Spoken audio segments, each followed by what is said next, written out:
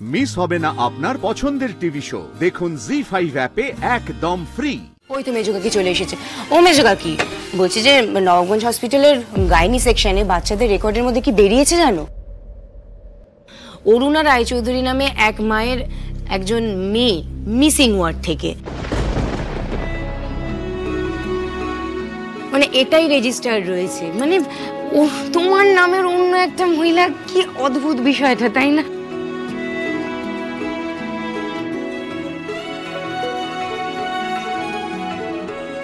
তুই এইসব তথ্য নিয়ে কি করছিস লাবু? ওই দেখো, তুমি এভাবে ঘাবড়ে গেলে কেন হঠাৎ? প্রসূতি বিভাগের রেনোভেশন করাবো আমি, তাই ডেটা ঘাঁটছিলাম। আর দেখো, হসপিটালে পুরনো রেকর্ড কম্পিউটারাইজ করা নেই তো, তবে পারদের এনজিওতে করা রয়েছে। আর তাছাড়া আমি থার্ড পার্টির কাছ থেকে এই বিষয়টা কনফার্ম করার জন্য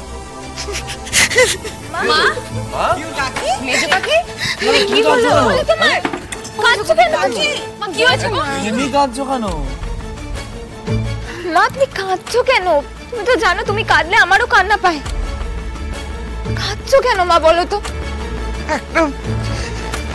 একটা লুকোনো অতীত হঠাৎ করে আমার সামনে এসে পড়েছে, আমি সামলাতে পারিনি নিজেকে।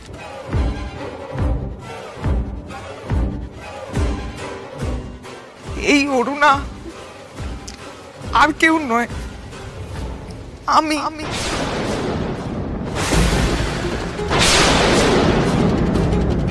ধানুর সঙ্গে আরেকজন এসেছিল। আমার শরীরটা এতটাই খারাপ ছিল যে আমার কাছে কোনো বাচ্চা রাখা হয়নি। পরে জানতে পারি যে ওই প্রসূতি বিভাগ থেকেই একজন মিসিং। কি করে হয়েছে, কিভাবে, কেউ কিছু জানতে পারেনি। বলছো এসব? এত বড় একটা কথা, এত দিন ধরে বাড়িতে আমরা কেউ কিছু জানি না, কি বলছো বলো তো তুমি? আমার মানসিক অবস্থা ভালো ছিল না রোহিত, আর তুইও তো এইটুকুনি ছিলি তখন। একটা মাসের মধ্যে তোর বাবাও চলে যান। দাদা বললেন একটা মেয়ে তো রইল ঘর আলো করে, আর একজনের ভাগ্যে হয়তো এই বাড়ি, এই পরিবার নেই। সে যেখানে আছে ভালো থাক।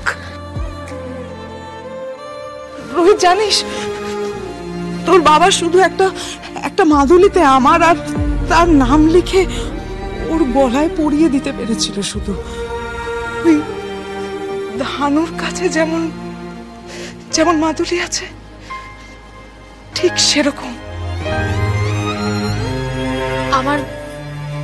আমার সেই বোনের কোনোদিনও খোঁজ করনি মা? কি বলছিস কি ধানু? কেন খোঁজ করব না? দাদা তো প্রাণপাত করে দিয়েছিলেন, কিন্তু কোথাও খুঁজে পাওয়া যায়নি তাকে। তাই জন্য তো মা কালী আমাকে তোমার কাছে এনে দিয়েছে মা।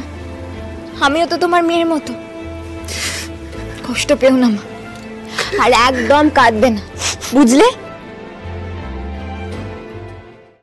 জি5 ডাউনলোড করুন আর সব এপিসোড দেখুন একদম ফ্রি।